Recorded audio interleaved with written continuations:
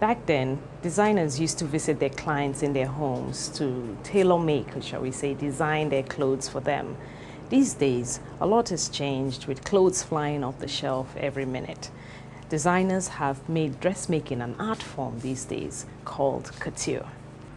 African designers are not left out of this mix as they have taken on the international stage with designers emerging from all over the continent, designing with our African prints such as Kente, Akwete, and Ashoke. This designer I'm wearing today, Nigeria's very own Zizi Cardow.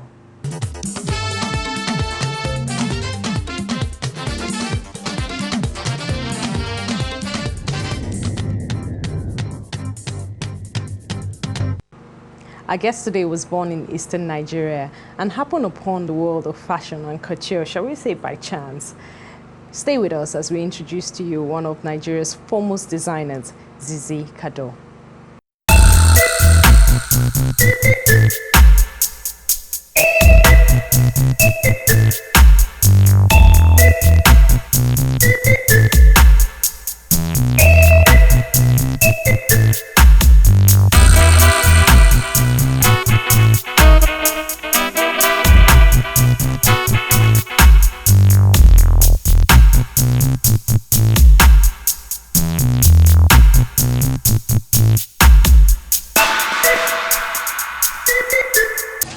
I'm sitting here with Nigeria's top and foremost designer, Zizi Cardow.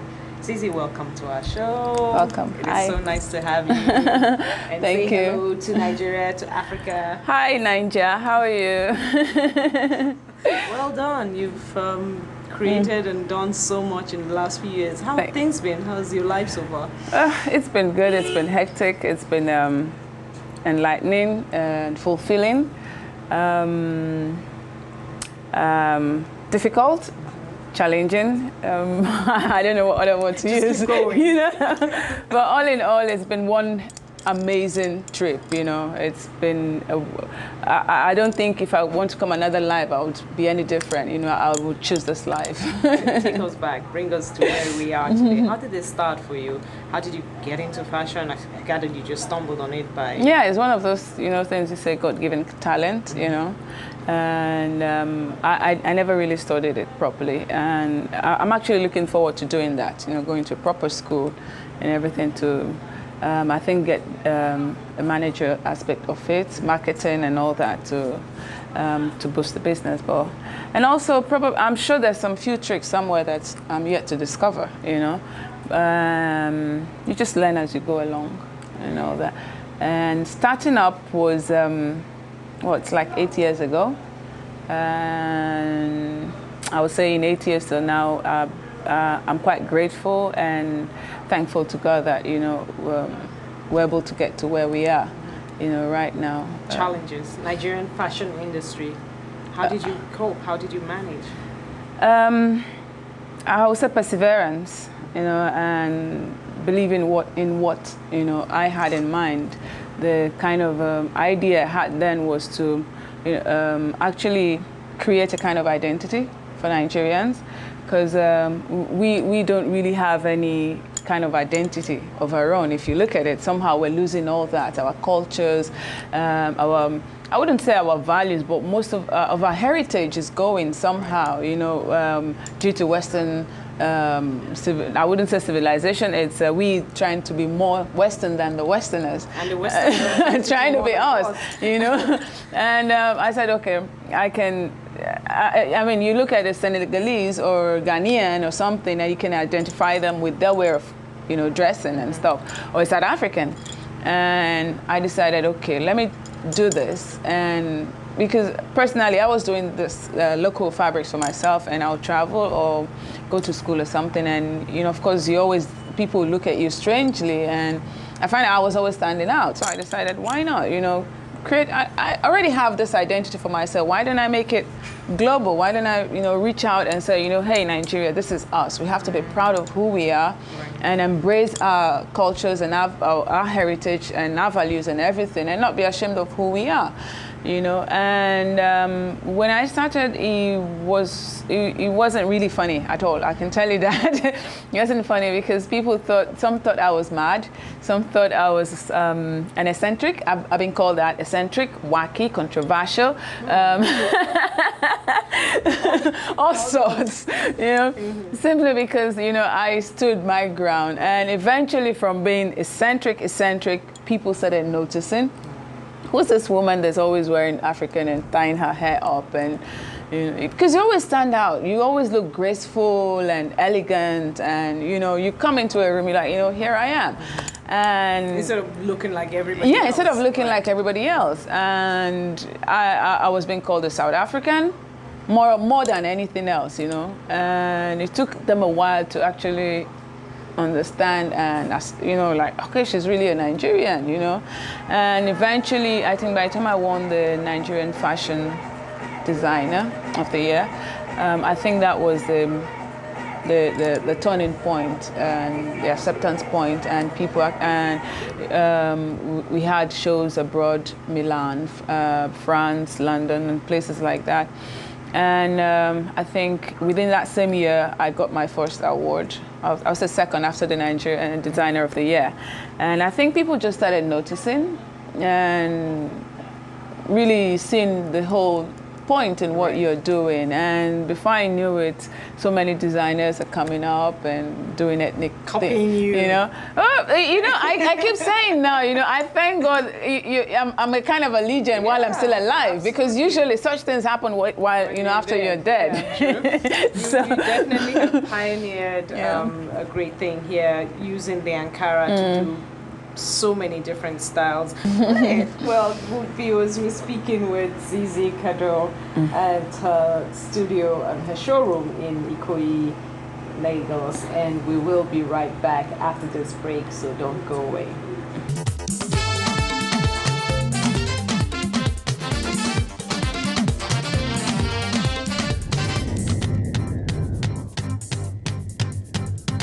We're talking fashion and African design today, and we have Zizi Cardow, one of Nigeria's foremost designers.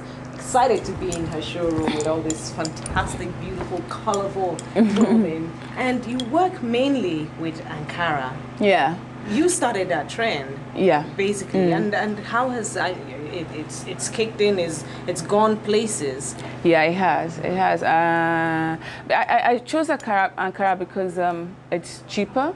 I think for our weather, it's much more convenient because it's cotton, and you can wash easily without having to dry clean and everything. And I think most importantly for me, I think when I started, my motto was like, you know, look good without being expensive, you know. And I wanted this image of a woman who really appreciates herself and is beautiful and wants to show off herself, and at the same time she didn't have to break a bank, you know, to do that. And Ankara for me was also one of the things I could easily identify as a Nigerian, because it's something you grew up seeing, your mother, your grandmother, and everybody you know, eventually was relegated to, you know, like to the market women. But for me, it's always been a fabric that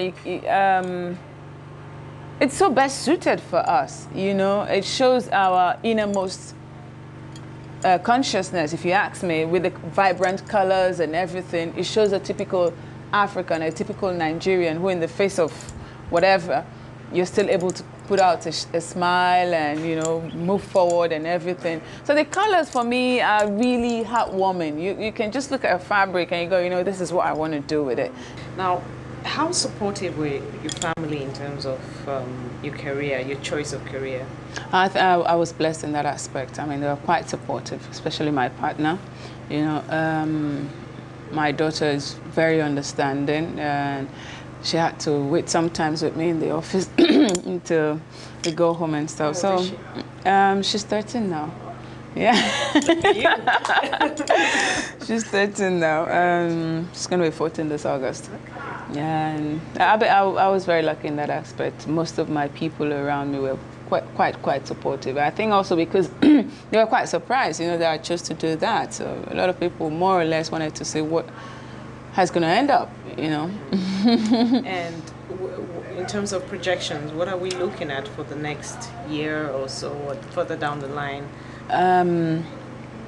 I'm looking at this and I'm counting, well, if in the last 8 years I've gotten to where I am, I know that in the next 5 years we're going to be somewhere, you know, bigger than this. I'm looking at a situation whereby I'll be able to export my stuff outside and stuff. I'm already working on that and making arrangements, going to seminars and trying to tap into this AGOA thing. And there's so many things I have in motion this year to that effect. So we're looking at seeing you in other parts of Africa? Yeah, well, not only Africa, yeah, exactly, yeah, well, yeah. On a more global scale. On a more global scale. Okay.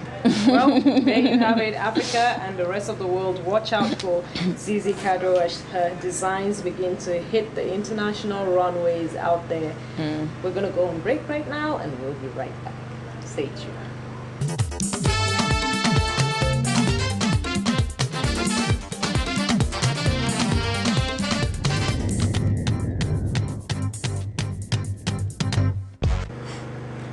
Nigeria's foremost designer, Zizi Cardow, is our guest today on the show. Thank you again for being with us. My pleasure. Love your work. Look at me. I actually feel like, I feel queen-like. Oh, that's the beauty of it all. You know, it's so simple, and yet, you know, you can walk into any occasion and you would just, you know, cause us that. Just blend, yeah. Not just blend in, but actually cause us there. Who's that? Who's that? Yeah, I think that's me though. Personally, right. I like to make. I like the shock factor. You know, I like to give people. Yeah. I see the length. You know. Yeah, I like variety. Yes, yeah. and I don't like the fact that everything is, you know, the same normal thing. I like. Again, the shock factor comes in. In all my clothing, I always like to have that element of surprise, element of, you know, something new, you know, and you could have something, you know, fully covered all the way in front, and then you turn around and it's a short thing behind. I always like that, you know, people look at it, oh, I always love things like that, and I think that I transfer that into my work as well. As a woman, I am very conscious of who I am, and my clothes really, I think, are for women who are very confident of themselves, and I'm not ashamed to say, you know, hey, I'm a woman, I'm beautiful, and I want to show it, and it's part of us. And I kind of like try to put all that into my work, and for the individual who is wearing it to actually feel pleased with themselves. You wear these things for yourself, you know, to have a boost, you know, and not for, I don't know, my clothes kind of like evokes different emotion, and things like that. And I like it that way, yes, I like it that way. I have people that normally have been quite, you know, conservative, and slowly, you know, you just subtly, you know, just turn them around, and they're like, you know what, I can't deal with this boring stuff anymore. You know?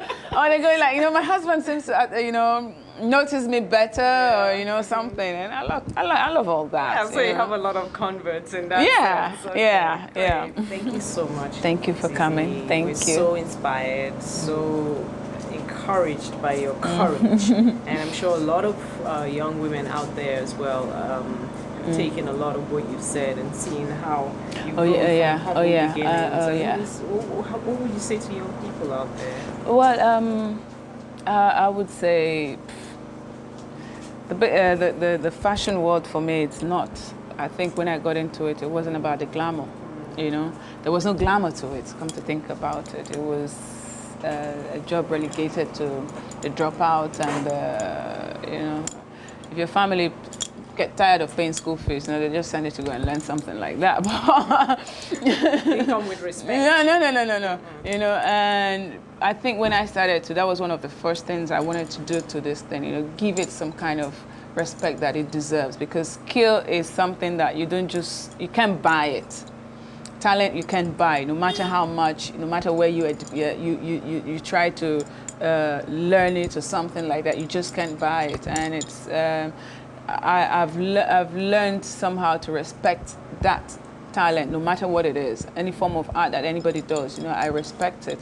The people out there who are trying to come into it because it's seen now as glamorous or something, they shouldn't even think about it like that, because it's a lot of hard work. It's a lot of dedication, and you just have to have that passion and that drive to keep you going, because if not, honestly speaking, you would not be able to survive it. That is the honest truth. Because like personally, like I do my designing, my cutting myself, and sometimes I work to, I think the earliest I probably leave here is 9 o'clock. I'm here sometimes till 10, 11, 12. I don't see anything glamorous about that.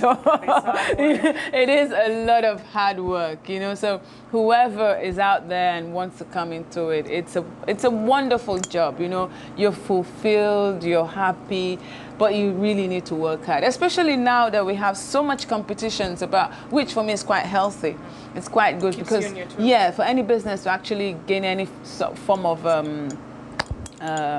respect and good standard, you have to have that competition, you know. And a lot of people now are coming up. A lot of talents are being explored, and a lot of people are, you know, like exploding.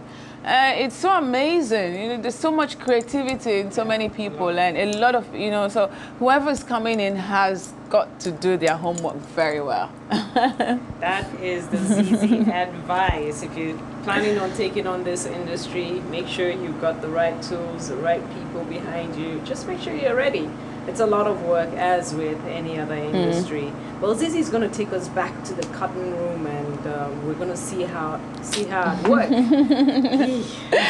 Yeah, well. So stay tuned.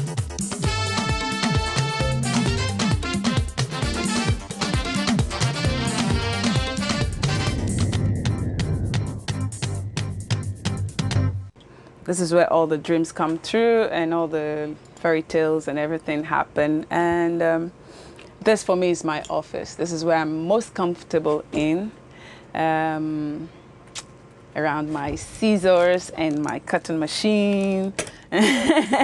These are my toys, basically. And where does the inspiration come from? Where do you get inspired? I think most times a lot has to do with my fabric, you know, what I have working at the moment. Like this one now, I've had it for like a few days and I'm still thinking what to do with it, and it's not come up to me yet. It's nice, but it's a bit on the bland side, so I'm trying to think what to do to jazz it up. But it's a beautiful fabric on its own, so it takes me a while, you know. I can just place the fabric around and give it time. It's like a wine, you know, you open it up and let it breathe. Right. So it's more with the fabric. For some designers, it's bodies. They see a body type and then they automatically know what to do with it. But yeah, well, if you ask me, if personally, I don't think body size, yes, it matters, but then sometimes it has to also go with the fabric, right? You know, for me, bold patterns and big sizes don't really go together. So you might be bold and you bring in a bold, that's a bold and beautiful, and then you bring a bold pattern fabric. I would still have to sit down and think, how do I get this bold fabric to fit this bold body, you know, so that it doesn't look all bold, but beautiful, you know. And again, I think it depends also the client, what sort of person the person is, and if they're outgoing or an introvert or something like that. If their personalities, where they're wearing it to, I take all that into consideration. So most times for new clients, I actually have to go through, you know, like knowing you, knowing me, session. Okay. You know, and it helps me in trying to understand and create something for that person. You know, there's some people they've got fantastic body, but they are not comfortable showing it off. So you have to be, you know, have to know such things and work according to it and stuff like. And then some of the stuff, yes, is the ones I call my wild card. You know, I just let my mind go wild, you know. I like that one. Yeah. I just let it go wild, and I'm like, you know what, I'm feeling like this, I'm seeing this, I'm feeling this, or I'm feeling sexy, or I'm feeling romantic, or I'm feeling sensual, or something like that. And for me, it always has to do with being a woman, how you feel within you, you know. It always has to do with, you know, I really feel good. It doesn't, I don't care, you know, what's happening around me. I just feel good with myself. So I walk around all this, and I walk around all this. So I'm sitting sometimes and I'm thinking, and I'm having like maybe 10 different things going around my head. So it's difficult to choose one.